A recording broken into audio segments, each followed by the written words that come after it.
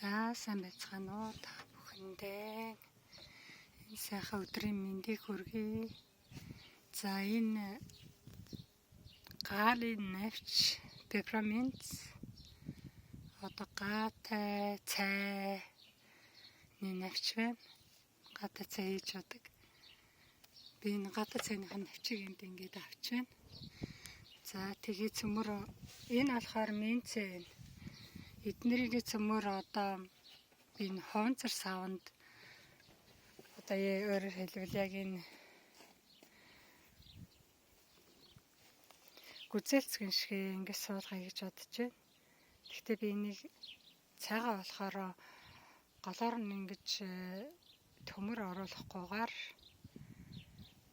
зүгээр хонцор савнд хийгээд зүүгээд нэг ширхгийн 5 литр усны савнд хийгээд тэгээ зүүж өрслүүлэе гэж бодож байна. За ингээд та нарт би хийж явах явцаа харуулъя. За эхлээд гааныхаа навчийг ингээд угаар нь тайраад авна. Энэ хэсгийг би ингээд бүгдийг ингээд авчлаа. Одоо энэ хэсгийг авна.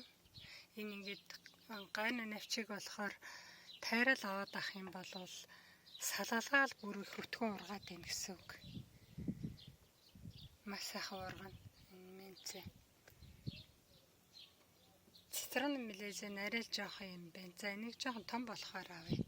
Одоо цөмөрийн нэгвэрээ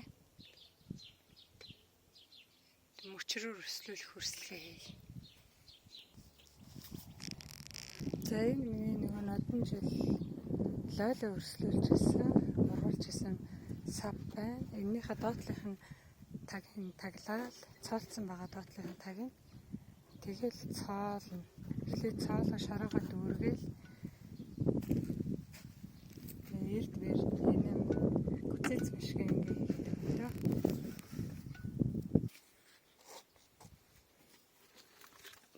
За энийхээ дотор талд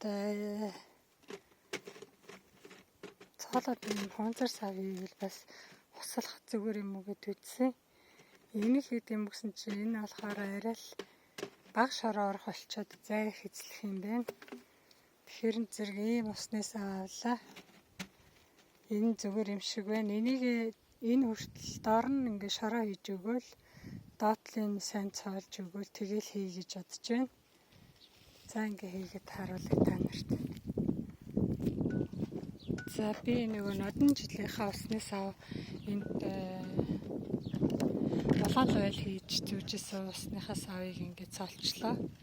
Тийм болохоор жоохон царай муутай харагдаж байна. Аргагүй л дээ энэ бүр жил болцсон сав юм чинь. Энэ доотлих нь бас одон жилийн салаад хийжсэн савнууд. Энэ жил угаагаа дахиад хийнэ гэж бодож байна. За ингээд одоо цөмөрөө энэ рүүгээ шороогоо хийж өгнө. Хэрвээ та нар энийг ингээд зөөхгүйгээр гадаа зөөхгүйгээр гэртээ хийх бол дээдлийг ингэж тайраад доотлих нь битүү үлдээгээд тэгээд доотлолт нь нөх гаргаад тэгээд хийж болно. Тэгвэл юм тавг мавгийн хуун дээр тавиал тэгээд шинэ гоё цайныхаа навчийг тайрч аваад идэх байх нь ш. Ингэж ургуулах юм бол германууд ингээд модтой ингээд хоох энийг хүчтэй доотой шин хоох аюу хийх юм бэлээ. Энэ одоо модонд агаар цэвэрлэх, энерги цэвэрлэх гэх юм уу да одоо ингэж модондоо юм хоох аюу хийдэг. Хүчтэй салхимлагтай үед энэ ингээ хоох дуурах. Энэ ер нь сүм ингээд энэ хоох аюуг дуургадаг чинь нэгсэндээ тийм сөрөг энерги нэг салхины урсгалаар янз бүрийн энергиуд ирдэг юм байна л да. Тэр хүчтэй энергийг сааруулах зорилготой ингэж хонх үйдэг гинэ. Тэгээ германууд модондоо ингээд ялангуяа жимсний мод энтерт ингээд цэцэрлэгтэй юм хоох аюу хүйсэн байх юм билээ. Тэгэхээр би дуурайгаад үлдсэн. Тэгээд салхилахаар хөөрхөн дуурайд энэ хүчтэй салхи гарах юм бол дуурайд. Баг салхинд бол нэг тийм яхтар хүчтэй дуурахгүй. За би одоо энэ саваа цоолж өгнөдөө. Энэ саваа одоо энэ хотгоны үзүүрээр л цоолондоо өөр цоолох юм надаа яахгүй. Уг нь халааж агаад төмөр өмөр халааж байгаа л цаалдаг юм билээ. Гэтэ би одоо энэ утганы үзүүрээр цаалъя гэж бодож байна. За ингээд цаалцгаа та нарт харуулъя. За усныхаас аяг сайхан цаалаад өгчихсөн. Энэ хэсэг газар арай л их цаал нөгөө зүссэн болохоор утгаар зүссэн чинь зарим газараа бүр арай дэндүү их зүсэгдсэн. Жоохон ингэж зүсэгдсэн. Доод талын ингээд нөхөлчлээ. Энэгээр ингээд нөхөлсөн. За одоо цөмөрөө шороогоо хийгээд эндээ усаа хийгээд за тэгэд үзье. За би жоохон шороо хийгээд өгсөн. Одоо усныхаа савыг хийхэд аюул боломж юм байна.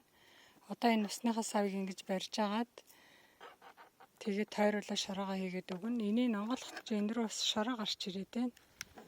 Энийг бас их онгойлгомооргүй юм байна. За шороогоо хийгээд өгсөн. Энэ дотор талынхаа усны савыг болохоор тагилж агаад тэгээ шороогоо хийлээ. Шороо оруулахгүй тул дотор нь. За одоо цөмөрөө эндээ минцэгээ гата цайныхаа навчийг хийгээд өгье. За би цайныхаа навчийг нөгөө хайчилчаа. Тэгээд өдөр энэ бас өнөөдөр их дулаах өдөр байна. Наранд жоохон шолбоогоод ирж гэн та нар хэрвээ хийх юм бол өглөө эрт юм уу орой хийгээрэй. Тэгээд би одоо энийг хатаачаад энэ хайчлаагүй байгаагаа орой аваад суулгахыг бодож байна. Тэгээд энийг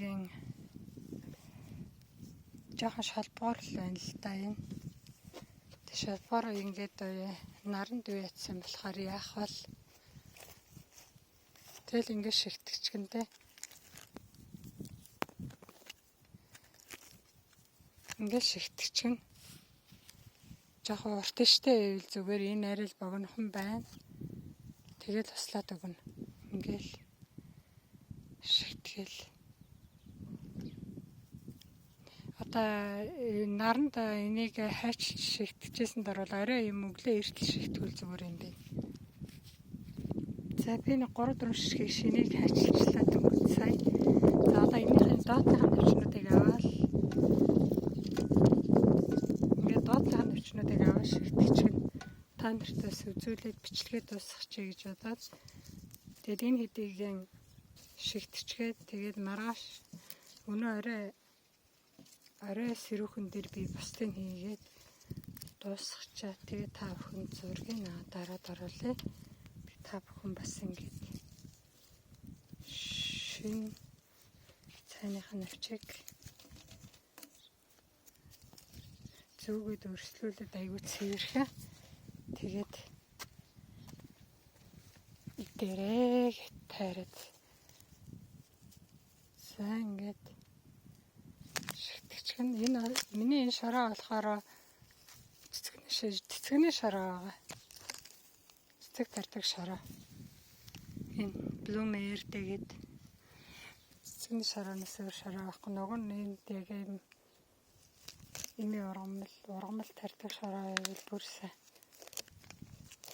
За ингээд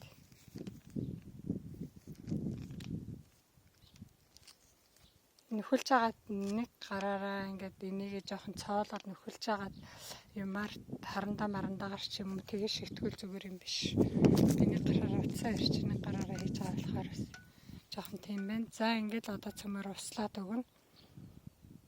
Би ингээ гоё болцсныхан дараа та бүхэнд харуулъя. Ингээд та бүхэн бас цэвэрхэн гааныхаа навчиг ингээд хийгээд идээрэй.